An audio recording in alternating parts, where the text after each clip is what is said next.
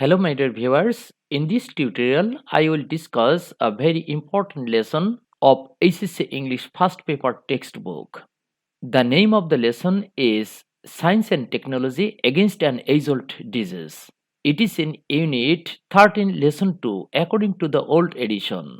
And according to the new edition of the textbook, it is in Unit 2, Lesson 2. আমরা গত টিউটোরিয়ালে প্রথম এই অংশটি পড়েছিলাম, অর্থাৎ আমরা পড়েছিলাম এই পর্যন্ত। আজকের এই টিউটোরিয়ালে আমরা বাদবাকি এই অংশটা পড়ার চেষ্টা করব।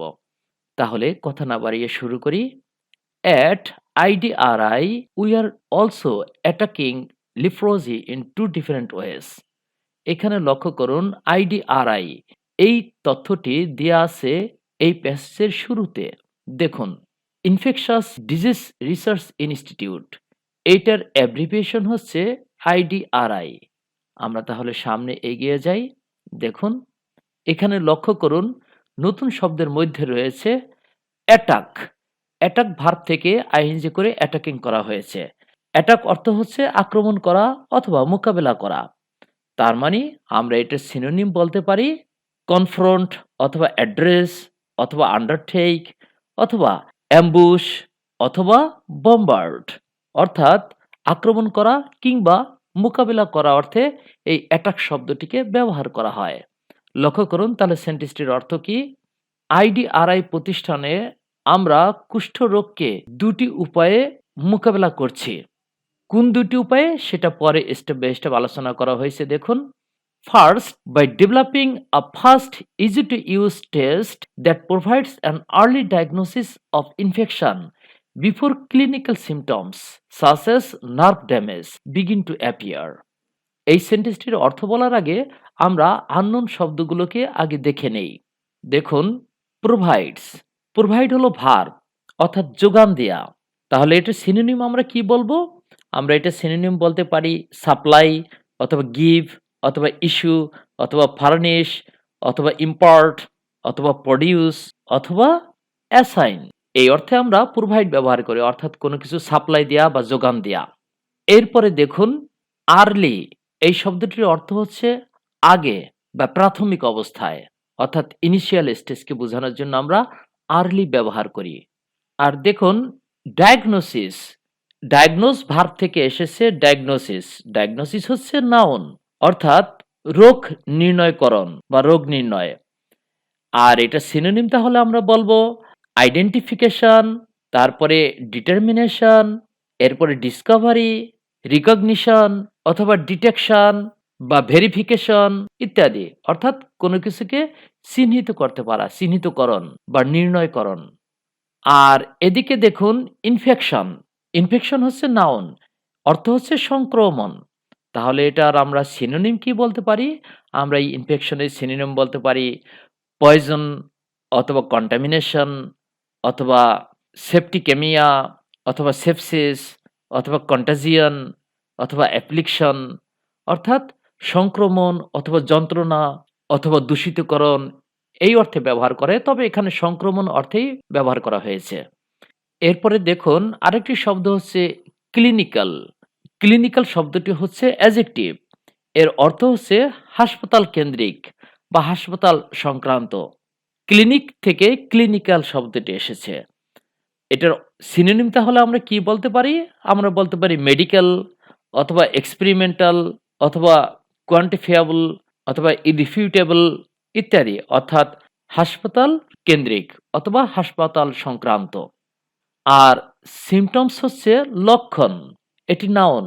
এই সিমটমস বা লক্ষণের সিনোনিম আমরা বলবো ট্রেইট অথবা ওমেন অথবা সাইন অথবা টোকেন অথবা ইন্ডিকেশন অথবা মার্ক অথবা হিন্ট।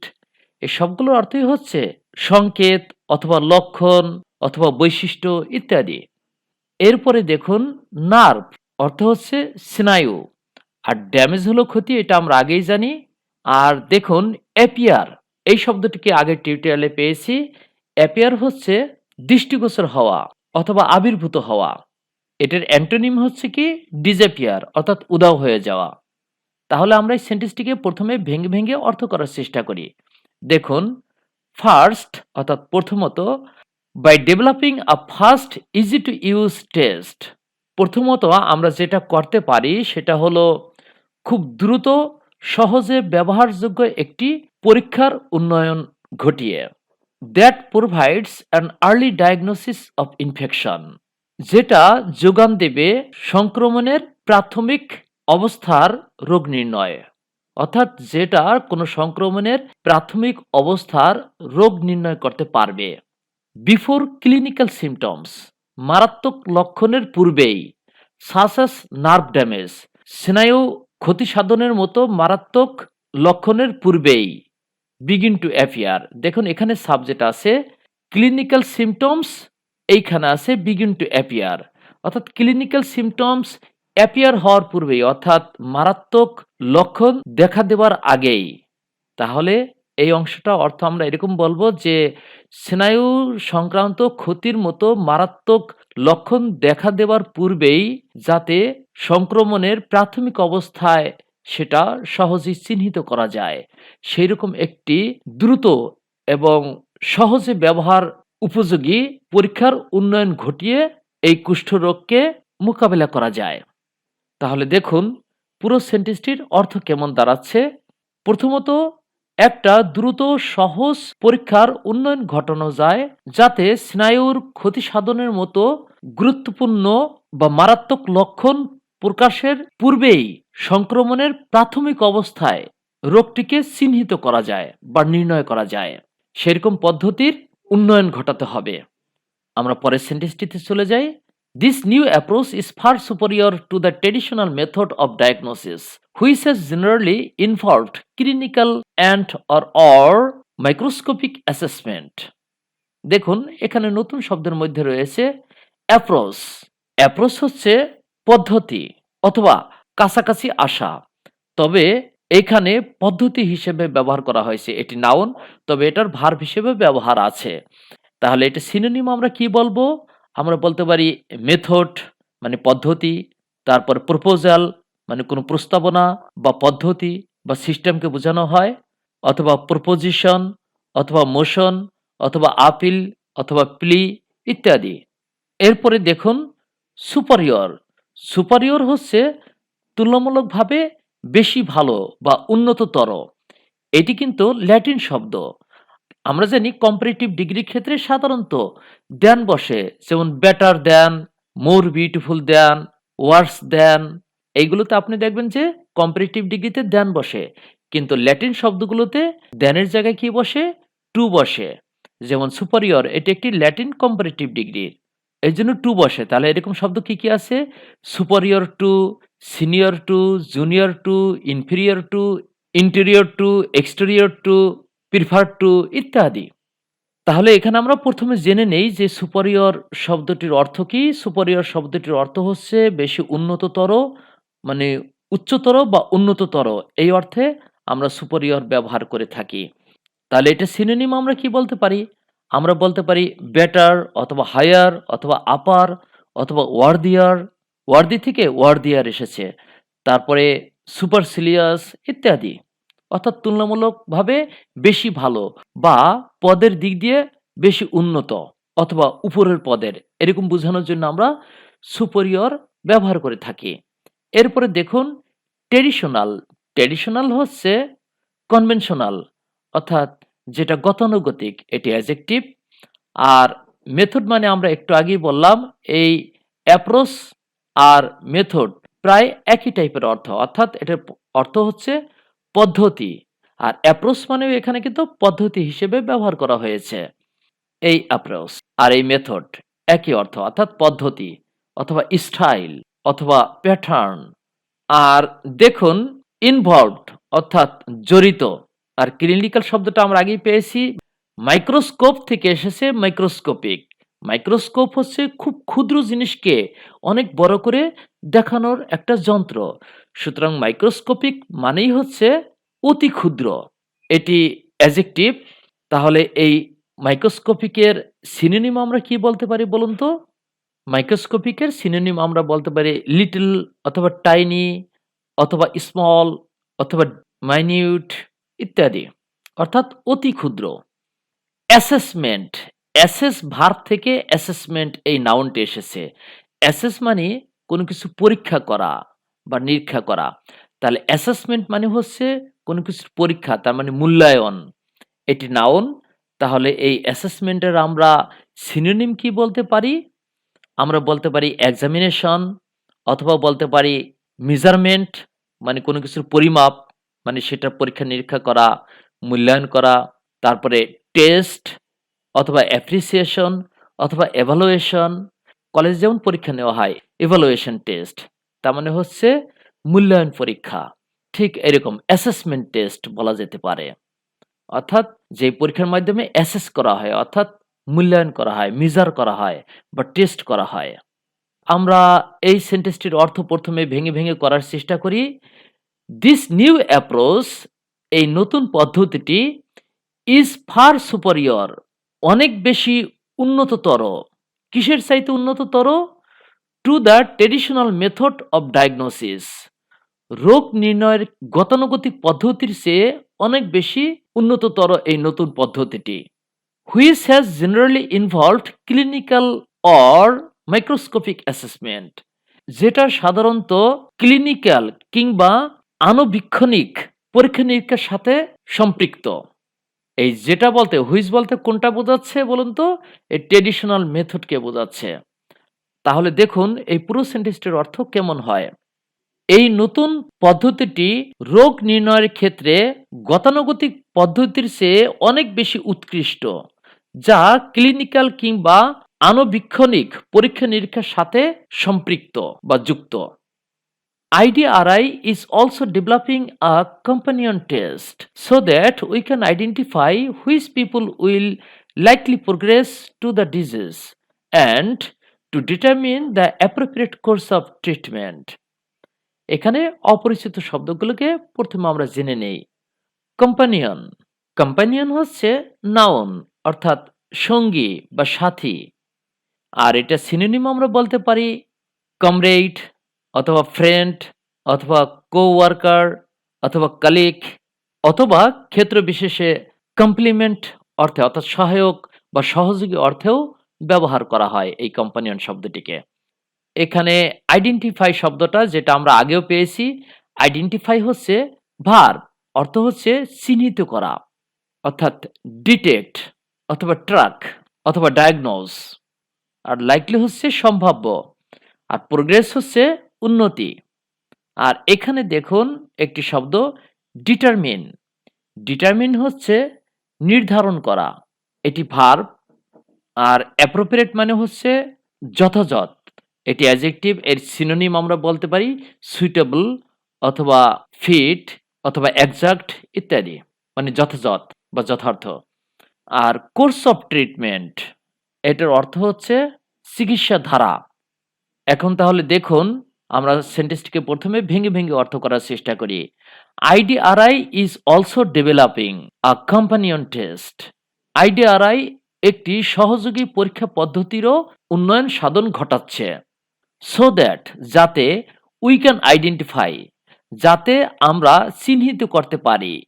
কি চিহ্নিত করতে পারি? Which people will likely progress to the disease, কোন কোন মানুষগুলো এই রোগের দিকে সম্ভাব্যভাবে অগ্রসর হচ্ছে।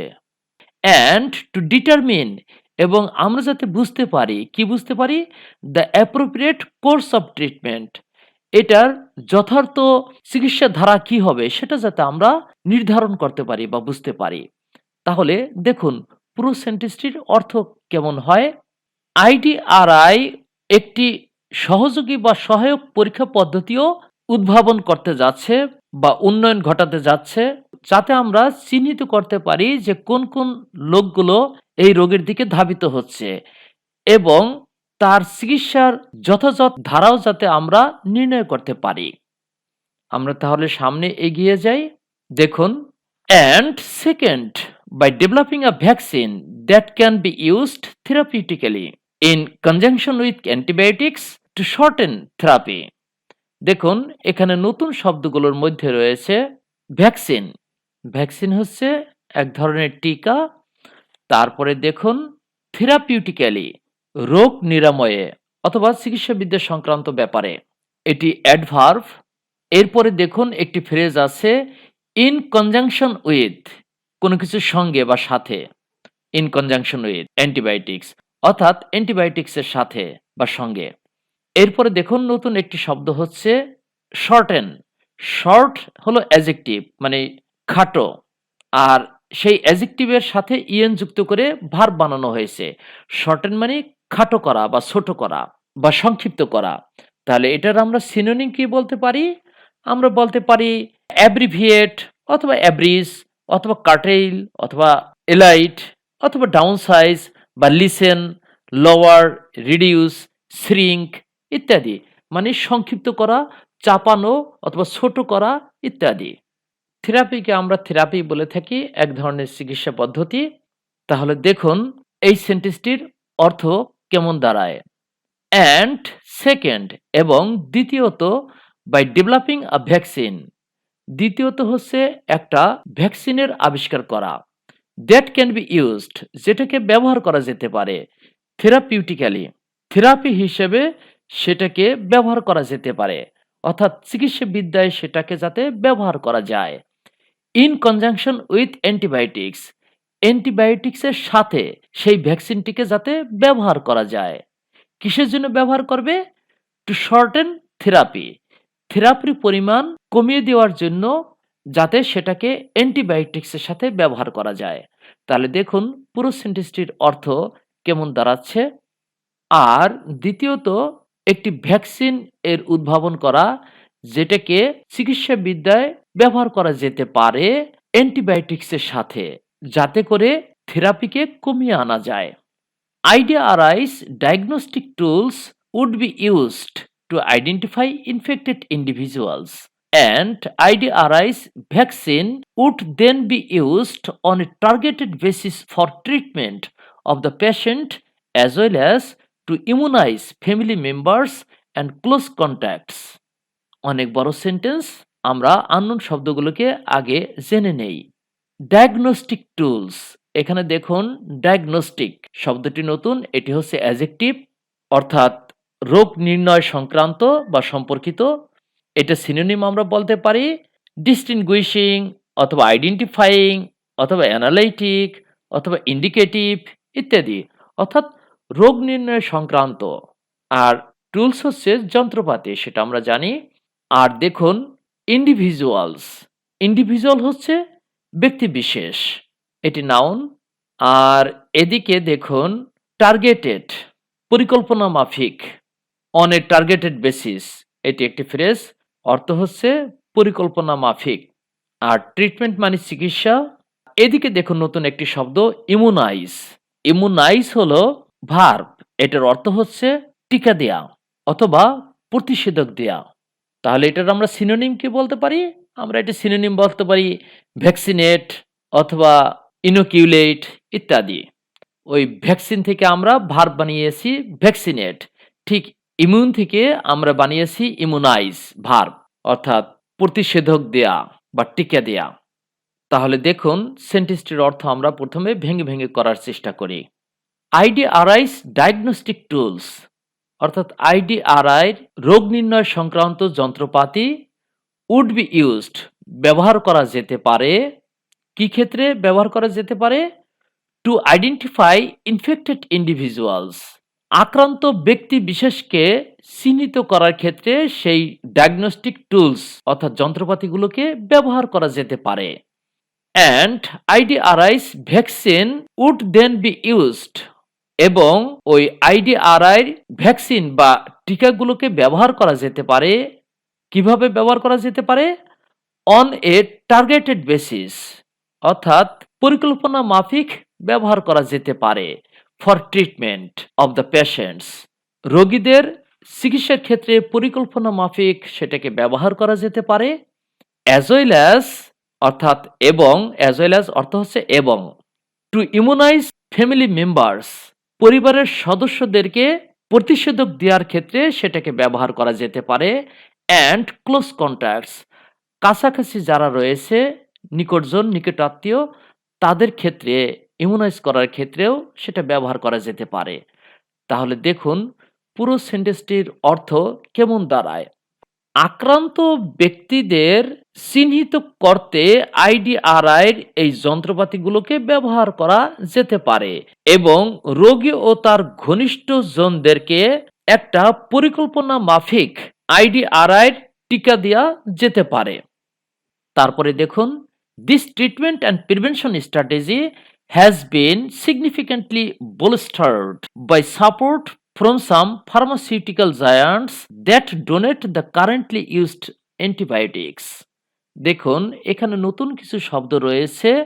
প্রিভেনশন, প্রিভেন্ট ভার্ব থেকে প্রিভেনশন এই নাউনটি এসেছে। এর অর্থ হচ্ছে নিবারণ বা প্রতিরোধ অথবা ঠেকানো। তাহলে এটার সিনোনিম আমরা কি বলতে পারি? অ্যাভার্টিং অথবা ফোরস্টলমেন্ট অথবা প্রিক্লুডিং অথবা প্রিজার্ভেশন অথবা গার্ড ইত্যাদি। আর এখানে দেখুন স্ট্র্যাটেজি, স্ট্র্যাটেজি হচ্ছে কৌশল অথবা সেনাপত্যবিদ্যা অথবা কৌশল। এই ক্ষেত্রে অবশ্য কৌশল অর্থে ব্যবহার করা হয়েছে। আর এটার আমরা তাহলে সিনোনিম কি বলতে পারি? ট্যাকটিক অথবা টেকনিক অথবা পলিসি অথবা স্কিম অথবা প্ল্যান। অর্থাৎ এখানে কলা কৌশল অথবা পদ্ধতি অথবা পরিকল্পনা এই অর্থে মূলত স্ট্র্যাটেজি ব্যবহার করা হয়েছে। প্রিভেনশন স্ট্র্যাটেজি অর্থাৎ প্রতিরোধ কৌশল। আর দেখুন এখানে একটি নতুন শব্দ রয়েছে, significantly. Significant adjective, significantly adverb. আর এটা নাউন হচ্ছে significance.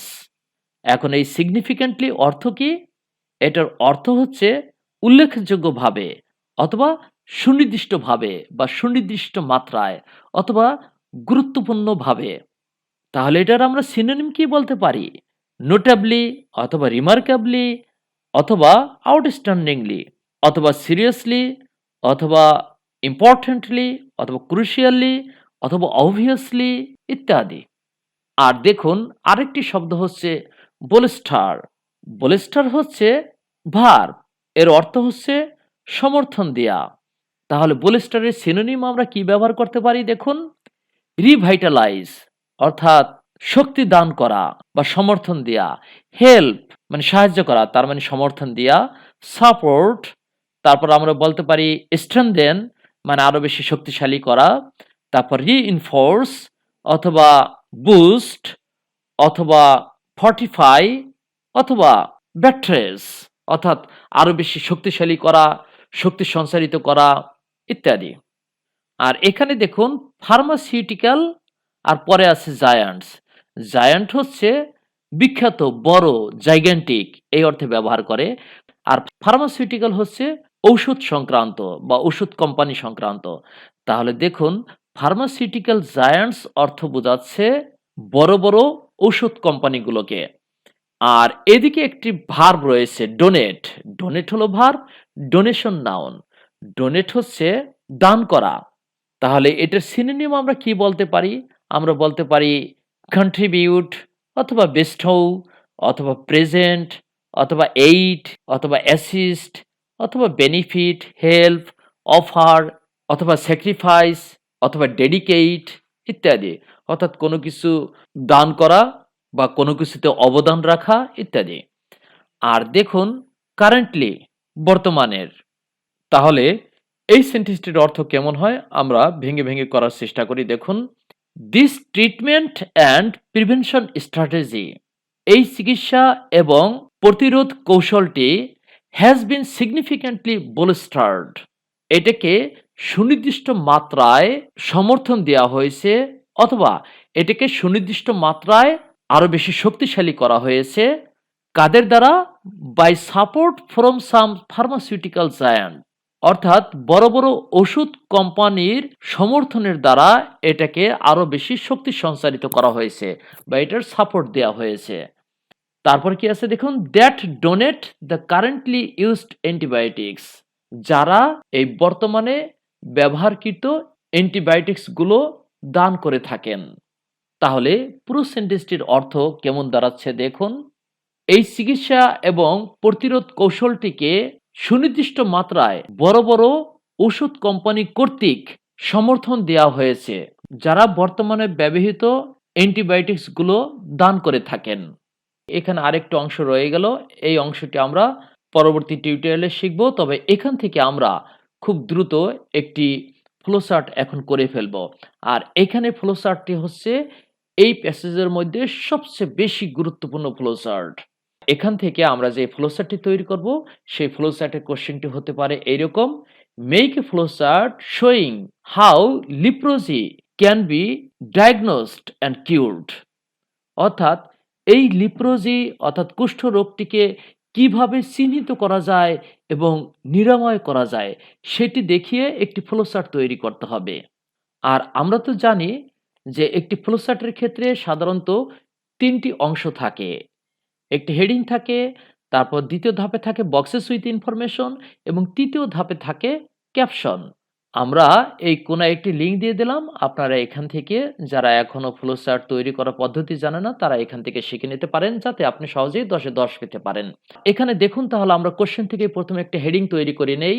The flow chart showing how leprosy can be diagnosed and cured is presented below অথবা ইজ গিভেন বিলো দিয়ে আমরা একটা কোলন ড্যাশ দিয়ে দেব।